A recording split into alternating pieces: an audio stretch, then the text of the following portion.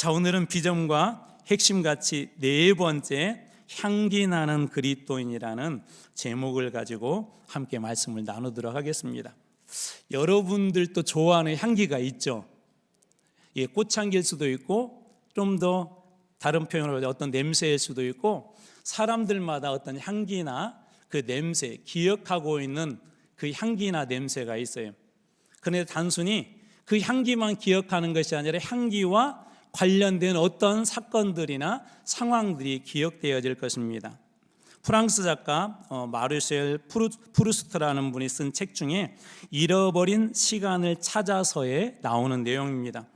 과자 조각이 섞인 홍차 한 모금이 내 입천장에 닿는 순간 나는 깜짝 놀라 내 몸속에서 뭔가 특별한 일이 일어나고 있다는 사실에 주목했다. 도대체 이 강렬한 기쁨은 어디서 온 것일까? 이 작가가 마들렌을 홍차에 이렇게 적셔서 먹었는데 그때 조각이 이렇게 홍차에 섞였는가 봐요. 이 주인공이 과자 조각 섞인 이 홍차를 한 모금 마시는 순간 잊었던 기쁨의 즐거움의 기억이 이렇게 문득 떠오르는 거예요. 그래서 너무나도 그 홍차의 향기 속에서 기쁨의 기억들을 회복하며 너무나도 기뻤다는 것을 저렇게 표현하고 있는 것입니다. 아마 여러분들에게도 어떤 냄새나 향기가 기억을 소환한, 기억을 다시 불러오는 그런 경험이 있을 것 같아요. 저는 빨간 장미 향기를 이렇게 맡을 때면 제 머릿속에 선명하게 제 어렸을 때 시골집 담벼락에 그 곁에 피어있는 빨간 장미와 그 담벼락이 제 머릿속에 기억에서 다시 이렇게 튀어나옵니다. 부침개 냄새는 비 오는 날 어머니께서 배추전을 부쳐주셨던, 그러면서 저희들에게, 자식들에게 나눠주었던 그 어머니의 목소리와 선명한 장면이 기억나게 하고요. 달콤한 찐빵 냄새는 저희 아버지의 사랑을 이렇게 보게 합니다. 저 어렸을 때 약을 되게 못 먹었거든요. 특별히 마이신 같은 그래서 쓴 약을 정말 못 먹었어요. 한 번은 감기가 너무나도 심하게 걸렸는데 약을 먹지를 못하니까 그때 당시에 시골에서 찐빵을 산다는 건 엄청난 일입니다. 그런데 저희 아버지가 찐빵을 사가지고 제가 약을 못 먹으니까 그 찐빵 속에다가 약을 집어넣어서 저에게 이렇게 먹여주신, 약의 냄새는 기억이 안 나는데 지금도 그 향긋한 찐빵의 냄새가 저에게 남아 있습니다. 그러는가 하면 짜장면 냄새는 행복했던 졸업식을 생각나게 하고 기억나게 합니다. 특별히 향기, 냄새 그러면 저희 마음속에 또 생각나는 장면이 하나가 있는데요. 제가 서울에서 부목사로 이렇게 사역을 할 때 한 권사님 가정에 신방을 갔었습니다. 권사님 저를 한쪽으로 목사님 이리 와보세요 부르시더라고요. 기뻐서 갔어요. 권사님 뭐 좋은 거 주시려나? 그런데 권사님이 뭐 하얀 것을 다 이렇게 딱 펼쳐 보이시는데 그 집 손주에 하얀 거 기적인데 그걸 펼쳐 보이시면서 너무 환하게 웃으면서 제 코앞에다가 대놓고 목사님 맡아보세요. 얼마나 구수한지 몰라요. 저는 그때 알았어요. 이것도 어떤 사람에게는 악취지만 정말 이게 구수한 거구나. 그분은 정말 진심이었어요. 그냥 저한테 얼마나 그것을 자랑하고 싶었던지. 보통 그건 자랑할 게 아니잖아요. 근데 그분은 정말 진심이었어요. 사랑하니까 어떤 사람에게는 악취가, 사랑하니까 어떤 사람에게는 그것이 향기가 되고 냄새가 되고 자랑하고 싶은 것이었습니다. 커피를 좋아하는 목사님이 계셨는데 커피를 얼마나 좋아하는지 그 목사님과 함께 있으면 몸에서 커피 냄새가 나는 것 같습니다. 오늘 본문은 너희에게 저희들 향하여서 너희는 그리스도의 향기라고 그렇게 이야기합니다. 그리스도를 정말 좋아하고 그리스도와 함께 살고, 그래서 내 몸에서 그리스도의 냄새로 가득 차 사람들이 우리를 만날 때 내 몸에서, 내 삶에서, 내 말에서 그리스도의 향기가 난다라고 그렇게 이야기하는 그리스도의 향기라고 합니다. 예배당에 처음 오신 분들이, 우리 한마음교회 예배당에 처음 오신 분들이 이 교회에 들어서자마자 이 교회에서는 예수의 냄새가 나요. 이곳에서는 사랑의 냄새가 나요. 이곳에서는 그리스도의 향기가 나요 라고 그렇게 사람들이 말한다면 얼마나 좋을까요? 하나님께서 이렇게 보실 때 우리 성도들의 삶 속을 이렇게 보고 계시는데 사람들이 그러는 거예요. 당신을 보면 예수 그리스도의 향기가 느껴져요라고 사람들이 그렇게 이야기하는 걸 우리 주님이 보신다면 얼마나 기뻐하실까요? 오늘 주님은 저희들뿐만 아니라 또 우리 고린도 교회에도 너희는 그리스도의 향기라고 말하는데, 자, 그렇다면 이 고린도 교회가 완벽해서 주님은 그 교회를 그리스도의 향기다라고 그렇게 이야기했을까요? 사실은 그렇지 않습니다. 우리 오늘 고린도 후서를 보고 있지만 고린도 전서를 보낸 이유가 고린도 교회에 몇 가지 문제들이 있어서 그래요. 첫 번째로는 사도 바울의 사도권을 비방하고 인정하지 않는 사람들이 있었고, 또 그 교회 안에 우상 숭배가 상당히 심각해져 있었고요. 또 무엇보다도 교회 안에 분열과 갈등이 늘 많이 있었어요. 그리고 결정적으로 복음에 대한 오해로 복음을 변질시키는 사람들이 이 고린도 교회 안에 있었습니다. 그래서 바울은 고린도 전서 그리고 가운데 또 다른 편지를 하나 써서 보내고, 그리고 오늘 고린도 후서를 써요. 고린도 전서를 쓰고 변화가 없자고 또 중간에 다른 편지를 하나 써서 보내고, 그리고 나서 이 후서로 이어지는 것입니다. 이런 혼란한 상황 중에서도 이 사도 바울이 가장 중요하게 여기는 것이 있었습니다. 참고로 고린도 교회는 사도 바울이 개척한 교회예요. 개척이기 때문에 다른 교회보다도 훨씬 더 이 사도 바울 마음속에 사랑의 마음이 좀 극진했겠죠. 그런 중에 이런 일들이 일어났으니 바울의 마음도 얼마나 아팠겠습니까? 그럼에도 불구하고 바울이 가장 중요하게 생각하며 이런 복잡한 상황에서도 포기하지 않은 한 상황이 있는데요, 바로 복음을 전하는 것을 그는 멈추지 않고, 고린도 교회 상황이 그랬지만 계속해서 복음을 전하는 일을 멈추지 않고 이 일을 행합니다. 고린도후서 2장 12절입니다. 내가 그리스도의 복음을 위하여 드로아의 이름에 주 안에서 문이 내게 열렸으니, 내가 그리스도의 복음을 위하여 드로아, 바울이 마게도냐의 환상, 유럽으로 가게 된 결정적인 환상을 보았던 이 드로아에 이르렀는데, 갔더니 주 안에서 문이 열렸다. 복음의 문이 열렸대. 복음을 전할 수 있는 길이 그곳에서 열린 것입니다.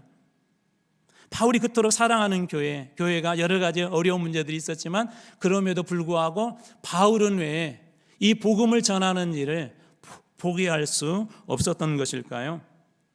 우리는 한 분의 코미디언 이야기에서 그 비밀을 좀 알 수 있을 것 같습니다. 여러분들이 잘 아시는 고 이주일 씨, 지금은 돌아가셔서 고인이 되셨는데, 제가 볼 때 많은 분들이 있지만 진정한 희극인 중에 한 분이 이분이 아닌가 하는 그런 생각이 듭니다. 이분의 이야기를 어느 날 방송에서 제가 직접 한번 들은 적이 있었는데요, 잘 아시는 것처럼 이분들에게 외아들, 얼핏 듣기로는 7대 독자인가 그런 얘기를 들었어요. 이 아들을 사고로 잃었어요. 사고로. 그런데 그날 그 소식을 들은 날 관객들 앞에 서서 관객들하고 약속한 공연이 하나가 있었던 게, 관객들 앞에 서서 희극인이니까 어떻게 해야 돼? 사람들을 웃겨야 되죠. 그렇죠? 그게 그분에게는 가장 중요한 사명이었기 때문에. 근데 그 방송에서 그렇게 얘기하더라고. 그날 자기가 관객들하고 약속했기 때문에, 그리고 사람들 앞에 그렇게 서야 되기 때문에 마음속에서는 말할 수 없는 그런 울음들이, 슬픔들이 너무나 차고 넘쳤는데, 그 약속한, 그리고 관객들 앞에 서기로 한 약속한 그 시간을 지키기 위해서 관객들 앞에서 자기의 역할을 다 했다는 거예요. 사실 쉽지가 않죠. 희극 배우로서 그날 가슴속에 큰 고통과 눈물을 가지고 관객들 앞에 자기는 지금 슬픈데, 자기는 고통스러운데 관객들 앞에 웃음을 줘야 된다는 그 자리에 선다는 것은 사실 보통 사람이 아니고는 할 수 없습니다. 그런데 그분은 그렇게 이야기해요. 내가 희극 배우이기 때문에 나는 그 일을 해야 했습니다.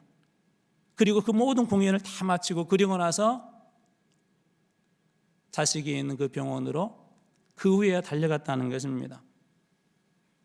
소방관이 복잡한 가정사가 있어도 불이 난 곳에 뛰어들어 생명을 구하는 것이 당연한 것처럼, 의사 선생님에게 어떤 상황이 발생했지만 생명을 구하는 일이 더 급할 경우에 생명을 구하는 일에 먼저 뛰어드는 것처럼, 사도 바울에게서는 복음만이 생명을 살리기 때문에 복잡한 상황 중에서도 이 바울은 복음을 버리지 않고 계속해서 이 복음의 여정을 이어갔던 것입니다. 마찬가지로 오늘날 우리 교회도 마찬가지입니다. 교회에 여러 가지 상황들이 있어요. 교회가 해야 될 일들도 있고 또 감당해야 될 일들도 있고 여러 가지 또 안 좋은 상황들도 있지만 그럼에도 불구하고 교회가 반드시 놓지 말아야 될 것, 병원이 여러 가지 상황이 있지만 환자의 생명을 살리는 일이 가장 소중한 것처럼 이런 상황 중에서도 교회나 그리스도인들이 반드시 놓지 말아야 될 것, 가족이 죽어가는 마지막 순간에도 그 가족들에게 반드시 놓지 말아야 될 것, 그것이 복음인 것을 사도 바울이 오늘 우리들에게 바울을 통해서 주님께서 말씀하고 계신 것입니다. 이런 복음의 일정을 가진 사도 바울에게도 문제가 생겼죠. 갑작스러운 그런 상황들이 발생을 했는데 고린도전서를 써보내고 그리고 나서 그 뒤에 중간에 편지가 하나가 있었다고 그랬죠. 편지를 써서 보냈어요. 너무나도 힘든 상황이니까 교회가 그 권면을 받아들이고 좋아지기를 원했는데 그때 첫 번째 편지를 쓰고도 변화되지 않자 두 번째 보낸 편지를 우리가 소위 눈물의 편지라고 하는데요. 2장 4절에 제가 쉬운 성경을 한번 읽어드리겠습니다. 지난번 편지는 여러 환난과 마음의 고통으로 인하여 이게 고린도 후서를 기준으로 볼 때 지난번 편지는 고린도 전서와 중간에 있는 또 다른 편지, 눈물의 편지 얘기를 하는 거예요. 지난번 편지는 여러 환난과 마음의 고통으로 인하여 많은 눈물을 흘리며 쓴 것입니다. 바울의 상황이 환난 중에 있었고요. 또 마음의 고통, 그 교회에 대한 그런 얘기를 들으면서 바울이 너무 고통스러웠던 거예요. 자기의 삶의 현재도 복음을 전하는 자로 사도로서 살아가는 그 삶도 너무 고통스럽고 밖에와 그런 환난들이 끊이지 않았기 때문에 또 교회의 모습을 생각하니까 너무 눈물이 난 거예요. 그래서 이 사도 바울이 눈물로 편지를 써서 그 고린도 교회 디도편에 보냈습니다. 그래서 이 디도편에 보낸 편지를 고린도 교회가 이렇게 받고 다시 그 편지를 이렇게 디도가 가지고 올 때 그 교회 상황이 바울 선생님 고린도 교회 상황이 좋아졌습니다. 그 사람들이 회개하고 다시 제자리로 돌아왔습니다. 그 소식을 지금 바울은 간절히 듣고 싶었던 거예요. 기쁨의 소식을 기다리고 있었죠. 그런데 2장 13절 말씀 보면 내가 내 형제 디도를 만나지 못함으로 디도가 올 시간이 됐는데 디도가 그 회신을 가지고 돌아오지 않은 거예요. 고린도 교회가 너무 궁금하고 고린도 교회의 그런 상황들이 너무 가슴이 아파서 고린도 교회가 빨리 회복됐으면 좋겠다고 편지를 보냈는데 회신은 오지 아니하고 계속해서 이 바울의 상황들은 환난과 핍박들이 계속 더해지니까 고통이 훨씬 더 더해졌겠죠. 그래서 2장 13절 다시 보십시오. 내가 내 형제 디도를 만나지 못함으로 내 심령이 편하지 못하여. 사도 바울 같은 위대한 선교사도 기도하는 사람도 심령이 편하지 못했다고 하고 그들을 작별하고 드로아에서 열린 복음의 문을 조금 더 복음을 전해도 되는데 거기에서 스톱하고 마게도냐로 다시 유럽의 지역으로 그가 갔다 그렇게 이야기합니다. 디도가 오지 않았고 기쁨의 소식이 들려오지 않았고 교회 상황을 알 수가 없어서 불안했고 바울은 이미 많은 핍박과 어려움을 겪었기 때문에 디도로부터 들려오지 않은 이 소식은 이 사도 바울로 하여금 불안하게 하고 더 많은 걱정 속에 던져내게 하고 복음을 전하고자 하는 그런 마음까지도 순간적으로 누그러뜨려 버린 것 같습니다. 이처럼 하나님께서 쓰시는 사람도 복음을 위해서 사는 사람도 흔들려요. 우리 성경에 나와 있는 위대한 사람들이 완벽해서 쓰시는 사람은 아무도 없습니다. 그들도 아름다운 꽃들도 바람에 흔들린 것처럼 거대한 나무도 하늘에서 내리는 비를 맞을 수밖에 없는 것처럼 이런 거대한 위대한 선교사들도 흔들린다는 거예요. 믿음의 사람도 흔들릴 때가 있다는 겁니다. 여러분이 잘 아는 이지선 지사나 사랑해라고 하는 그런 책을 쓰고 많은 사람들에게 은혜를 끼쳤던 이분이요. 지금의 모습도 완벽하지는 않죠. 그렇죠? 근데 40번 이상의 수술을 받았대요. 고통스러웠대요. 죽고 싶을 때가 그렇게 죽고 싶은 그런 마음이 너무나도 많았대요. 그런데 믿음으로 이겨내서 지금은 많은 사람들에게 선한 영향력을 끼치는데 이런 간직을 하더라고. 한때 나는 쓰레기라고 생각했습니다. 사람들이 싫어하는 쓰레기. 하나님도 자기를 그렇게 싫어한 것처럼 느껴졌대요. 쓰레기처럼 느껴졌대요. 믿음의 사람들도 살다 보면 버림받은 것처럼 그렇다는 거예요. 사도 바울, 다윗도 이런 고백을 하죠. 시편 22편 6절에서 나는 벌레요 사람이 아닙니다. 다윗도 너무나도 그 상황이 힘들기 때문에 그가 자기 자신을 어떻게 비하하냐면 자기 자신을 쓰레기처럼 벌레처럼 하찮은 존재로 그렇게 이야기했다는 거예요. 마치 카프카의 소설 변신처럼 열심히 가족들을 위해서 살았던 한 사람이 어느 순간 흉측한 그렇게 벌레로 변하게 되자 그렇게 가족들을 위해서 헌신했던 그 사람이 외면당하지 않습니까? 감금당하지 않습니까? 가족들로부터 미움을 당하지 않습니까? 어느 순간 우리 안에 내가 벌레처럼 느껴질 때, 어느 순간 쓰레기처럼 느껴질 때 가장 큰 두려움 중에 하나가 뭐냐면 사람들로부터, 그리고 믿음의 사람들은 심지어 하나님께서도 나를 그렇게 저주한 그런 인생이 아닌가 하고 그렇게 자기 비하와 절망에 빠질 수 있다는 것입니다. 그런데 그것은 우리 인간의 두려움일 뿐입니다. 하나님은 우리를 절대로 벌레 취급하지 않습니다. 여러분들이 아무리 쓰레기처럼, 아니 쓰레기 같은 인생처럼 사람들이 그렇게 보고 손가락질다 할지라도 하나님은 결코 쓰레기나 벌레로 여러분들을 넘어뜨리거나 여러분들을 그런 절망의 구덩이 속에 던져내지 않습니다. 시편 37편 23절 24절 말씀입니다. 여호와께서 사람의 걸음을 정하시고 우리의 모든 걸음은 주님이 정하신대요. 그의 길을 기뻐하시나니 우리의 걸음을 기뻐하신대요. 그는 우리는 넘어지나 아주 엎드러지지 아니하면 넘어질 수 있대요. 너희들이 믿음으로 살아가도 넘어질 수가 있대요. 그런데 아주 엎드러지지 아니하면 여호와께서 그의 손으로 붙드심이로다. 누가 붙잡아 주신다고요? 여호와께서. 우리가 넘어질 수는 있는데 아주 완전하게 넘어질 수가 없대요. 주님께서 우리를 붙잡아 주시기 때문에 그렇다는 것입니다. 그뿐만 아니라 오늘 말씀에서는 우리를 그리스도의 향기로 불러주셨다고 합니다. 14절 말씀입니다.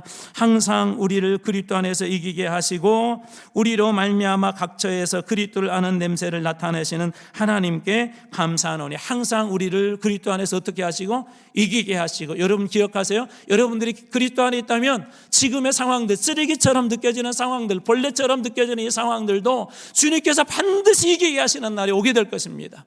여러분 자녀들이 그것 때문에 절망하고 실망하고 있어도 걱정하지 마십시오. 주님께서 붙잡고 있기 때문에 반드시 주님께서 다시 이기게 하시는 그런 날이 오게 될 것입니다.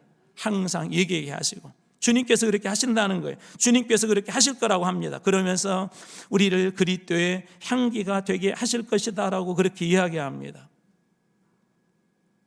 내 육체가 완벽해서가 아니라 때로 고장나기도 하고 팔이 부러지기도 하고 다리가 부러지기도 하지만 고칠 수 있는 의사 선생님 앞에 가게 되면 다 고침을 받죠. 우리는 완벽하지 않지만 하나님은 우리를 완전하게 하실 수 있는 분입니다. 지금은 내 삶에서 향기가 나진 않지만 하나님의 손이 맞닿게 되면 그런 인생도 향기가 나게 될 것입니다. 지금은 내 안에 기쁨들이 다 사라지고 슬픔이 와서 자꾸 내 인생의 주인으로 달려가지만 주님께서 어느 순간에 찬송의 기쁨을 주시고 기도의 기쁨을 주시고 사랑의 기쁨을 주시면 그 안에서 슬픔이 변화해서 찬송이 되고 감사가 되고 기쁨이 되는 그런 날이 오게 될 줄로 믿으시기 바랍니다. 우리 주님께서 그렇게 하실 거예요. 그래서 우리 주님은 오늘 말씀에 고린도후서 2장 15절에 똑똑하게 이렇게 이야기합니다. 우리는 구원받은 자들에게나 망하는 자들에게나 하나님 앞에서 그 다음에 있습니다. 다 뭐라고요? 그리스도의 향기니. 그리스도의 향기를 구원받은 자들뿐만 아니라 망하는 자들에게도 믿지 않은 자들에게도 우리는 다 그리스도의 향기다. 방금 설명드렸던 우리 이지선 그 자매님이 어느 교회에서 간증을 하는데 그렇게 이야기하더라고요. 쓰레기처럼 그렇게 느껴졌는데 어느 순간에 하나님의 사랑이 확신이 되더래요. 하나님은 내 모습이 어떠하든지 세상 사람들은 그런 모습 보면 피하기도 하고 손가락질하지만 하나님은 내 모습에 상관없이 나를 사랑하신다는 그런 확신이 들었대요. 그러면서 이런 고백을 하더라고요. 잿더미 인생에 하나님께서 꽃을 피워주셨다. 자기 인생에 다 불타버린 소망이 없는 잿더미가 된 그런 인생에는 자기 인생에도 하나님의 꽃을 피워줬대요. 거기서 핀 꽃에서 무엇이 날까요? 향기가 나겠죠. 이렇게 부족한 우리가 어떻게 꽃이 되고 향기가 될 수 있겠습니까? 어떻게 이지선 자매 같은 그런 분이, 우리는 어느 누구도 우리가 남의 이야기니까 쉽게 그분의 이야기를 제가 이렇게 전하지만 그런 상황에 던져지고 내 인생이 쓰레기처럼 느껴지는 상황에서 그곳에서 꽃을 피운다는 것은 쉽지가 않아요. 그런데 어떻게 그녀는 그렇게 자기의 인생이 하나님께서 꽃으로 피워주셨다고, 자기가 향기가 되게 하셨다고 그렇게 고백할 수 있었을까요? 그것은 하나님의 사랑입니다. 빈병도 향수로 채우면 그 빈병 안에서 향기가 납니다. 하나님께서 우리 인생에도 그 사랑으로 꽉 채워주셨음을 믿고 우리 인생이라는 그릇에 하나님의 사랑을 담으면 우리 역시도 그리스도의 향기로 쓰임받게 될 것입니다. 주님이 어떤 사랑을 주셨죠? 요한에서 3장 1절입니다. 보라, 아버지께서 어떠한 사랑을 우리에게 베푸사 하나님의 자녀라 일컬음을 받게 하셨는가. 아버지 하나님께서 우리에게 어떤 사랑을 베풀어 주셨죠? 죄와 사망의 냄새로 가득 찬 우리에게 어떤 사랑을 베풀어 주셨죠? 그 모든 것들을 십자가의 보혈로 다 긁어내 주시고 썩어 빠진 다리를 다 잘라 주시고 그 자리에 생명의 다리로, 생명의 입술로, 생명의 심장으로 예수님께서 십자가에서 우리에게 그 모든 걸 다 이식해 준 것 아닙니까? 여러분 한 분 한 분은 그렇게 본다면 정말 가장 귀한 존재이고 하나님 모실 때 보석 같은 존재들입니다. 어느 분이 자식을 잃고 예서 상태에 있었고 더 이상 살 수 없었기 때문에 여기저기 장기 기증을 하고 그 아들이 떠났대요. 우연찮게 어느 날 아들의 심장을 가진 분을 이렇게 만났는데 아들은 아니지만 거기에서 아들의 모습 보이고 아들이 살아있구나라는 것을 그분이 느끼게 되었대요. 우리는 그리스도의 심장을, 그리스도의 보혈의 피를, 우리는 그리스도께 주신 사랑으로 가득 채워진 그런 인생들 아닙니까? 그렇다면 하나님께서 우리의 인생을 얼마나 값지게 하셨는지 여러분들은 아셔야 할 것입니다. 안토니오 스트라디바리라고 하는 분을 아세요? 스트라디바리. 이분이 누구냐면 세계적으로 지금도 최고 2류의 바이올린은 이분이 만든 거예요. 이분이 영국에서 김민진이라고 하는 우리 한국분 이렇게 바이올리니스트가 있는데 이분이 이 악기를 가지고 있는데 잃어버렸어요. 2013년도인가 되는데 2003년이 13 정확히 기억은 안 나는데 잃어버렸는데 그 가격이에요. 그때 당시에 이만큼이었대요. 2억 말고 20억. 야, 복이 있을지어다. 20억 엄청나죠. 근데 이 이야기를 기획자의 생각법이라고 하는 그 책에서 소개를 하면서 이런 얘기를 하더라고요. 이 기사의 시사점은 바이올린 가격이 아니다. 이걸 도둑을 맞아서 잉글랜드에서 한 마을에서 이걸 찾았는데요. 이런 내용을 이렇게 나왔대요. 이 책에 이런 내용이 쓰여 있어요. 보십시오. 이 기사의 시사점은 바이올린 가격이 아니다. 도둑들이 바이올린의 가치를 모르고 단돈 17만 원에 팔았다는 것이다. 얼마짜리라고요? 20억짜리를 17만 원에 도둑들이 팔았대요. 그 정도면 연습용 악기죠. 내가 물건의 가치를 판단할 수 있는 안목을 가지고 있지 않으면 최고의 명기 역시 낡은 연습용 바이올린에 불과하다. 최고의 명기도 거기에 대한 가치를 내가 깨닫지 못하면 낡은 연습용 바이올린에 불과하대요. 저는 그런 얘기도 들었어요. 시골에서 고려청자를 개밥그릇으로 쓰는 그런 이야기도 들었어요. 우리 지역에, 우리 전라남도지만 우리 윤동주 시인의 육필홍고가 남아있는데 예를 들어서 이게 윤동주 시인의 육필홍고라는 걸 모르면 어디에다 쓸 수도 있을까요? 라면 끓여 먹고 냄비 받침대로 쓸 수도 있겠죠. 가치를 모르기 때문에 그런 거예요. 가치를 아는 사람은 절대 그렇게 쓰지 않습니다. 함부로 쓰지 않습니다. 여러분의 인생의 가치는 어떻습니까? 여러분 하나님께서 얼마만큼의 가치를 주고 여러분의 인생을 그리스도 안으로 생명 안으로 여러분을 불러주셨습니까? 우리는 종종 하나님께서 우리를 불러주셨음을 자녀라고 고백하고 우리 어제 저녁에 나눈 것처럼 기도원처럼 큰 용사라고 불러주시고 또 우리를 하나님께서 아들로 불러주셨는데도 종종 그렇게 고백을 하면서도 우리 자신의 가치를 잊고 삽니다.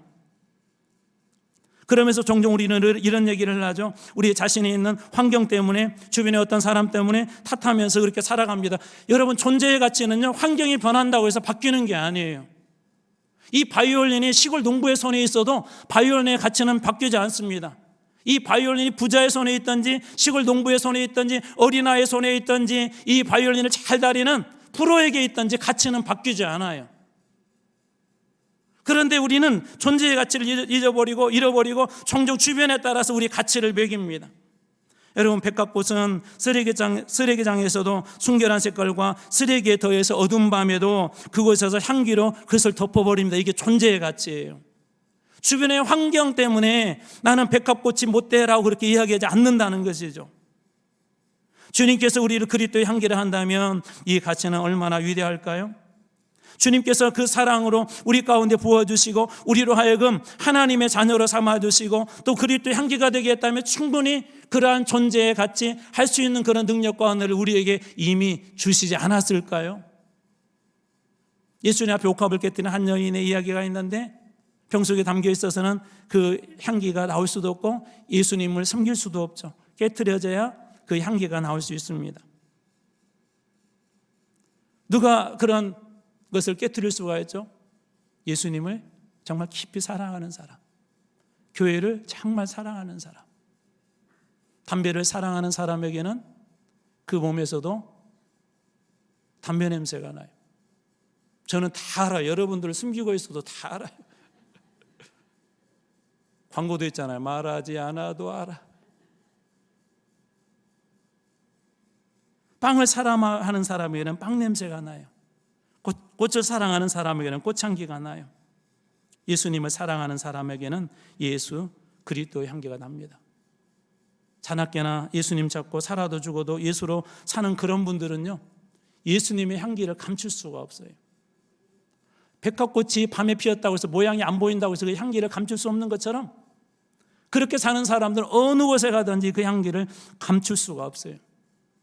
허브 중에 그런 허브 있죠. 그냥 이렇게 허브인데 가다가 툭 건드렸는데 냄새가 팍 퍼지는 허브들이 있어요. 툭 치는 거 어떻게 보면 사람으로 치자면 건드려 보는 거죠. 쑤셔 보는 거죠. 고통스럽게 해보는 거죠. 그런데 그는 도구로 오지 않고 그 허브는 자기 향기를 발해서 오히려 우리 코를 상쾌하게 만들어줍니다. 우리는 예수 믿는 척 할 수는 있지만 예수 믿는 척에서는 향기가 나올 수 없습니다. 진짜 그리스도인들은 어떤 상황에서도 바람이 불어도 진한 밤에도 향기가 납니다. 자, 그렇다면 우리 교회는, 여러분은 그리스도의 향기 나는 그리스도인입니까? 교회입니까? 김중곤 목사님의 설교 중에서 한번 그 해답을 찾아보고자 합니다. 그분의 이 설교 중에 이런 내용이 있더라고요. 여러 교회를 다녀보면 그 강단 밑에서 성도들이 얼마나 기도를 했느냐에 따라서 교인들이 만들어 놓은 냄새가 있습니다. 교인들이 만들어 놓은 냄새가 있대요. 이거 형편없는 모래바탕이구나 하는 데가 있고, 어떤 데는 가득 이슬이 날리듯이 은혜가 축축히 젖어 있는 그런 곳이 있습니다. 너희가 그리스도의 향기를 할 때 과연 나는 그리스도의 향기를 풍기고 있는가 생각해 봐야 합니다. 어떤 교회에 가서 이렇게 보면 교인들이 기도로 만들어 놓은 그런 냄새가 있대요. 사랑으로 만들어 놓은 냄새가 있대요. 우리는 잘 몰라, 이 안에 살기 때문에. 그런데 사람들이 들어와 보면 알아요. 이 교회에 예수의 향기가 있구나, 사랑의 향기가 있구나, 기쁨의 향기가 있구나. 그러면서 목사님은 우리에게 이렇게 도전합니다. 너희가 그리스도의 향기라고 할 때 과연 나는 예수의 향기를 풍기고 있는가 고민하고 생각해 봐야 한다는 것입니다. 어느 날 커피 냄새를 이렇게 길거리를 지나가다 맡는데 제 마음속에 오늘은 커피 마셔보고 싶다라는 그런 생각이 든 적이 있습니다. 초두에 설명드렸던 것처럼 부침개 냄새가 어느 집에서 솔솔 이렇게 풍겨나오면 오늘은 저 부침개를 먹고 싶다고 하는 그런 마음이 미치도록 이렇게 올라올 때가 있습니다. 우리는 잘 모르지만 어떤 사람이 인생을 살다가 우리의 곁을 지나가다가 우리의 삶에서 말 한마디에서 내 눈빛에서 내 입술에서 그리스도 향기가 나게 될 때 어떤 분이 그렇게 고백하지 않을까요? 진짜 향기가 난다면 나도 저 사람처럼 예수 믿어보고 싶다. 나도 저 사람처럼 저 사람이 가지고 있는 예수의 향기 소유해보고 싶다라고 하지 않을까요? 길거리를 지나가다 우연히 어떤 사람이 지나가는데 그분의 그 옷에 뿌려지는 그 향수가 코끝을 상쾌하고 내 마음을 기쁘게 합니다. 그럴 때 우리는 어떤 생각이 들죠? 도대체 어떤 향수 썼을까? 나도 저거 사서 써보면 좋겠다라고 그렇게 생각하지 않겠습니까? 사랑하는 성도 여러분, 저는 이것이 증인의 삶이고 이것이 복음의 삶이라 그렇게 생각합니다. 직접 예수 믿으십시오라고 전하는 것도 중요한 복음의 일들이지만 우리 한 분 한 분의 그 삶 속에서 그리스도의 향기가 나오게 된다면 세상 사람들이 여러분이 내뿜는 그 향기로 인해 나도 저 집사님이, 저 권사님이, 저 성도님이 있는 예수 한번 믿어보면 좋겠다라고 복음 안에 들어오지 않을까요? 여러분에게는 지금 무슨 향기가 납니까? 기도하겠습니다.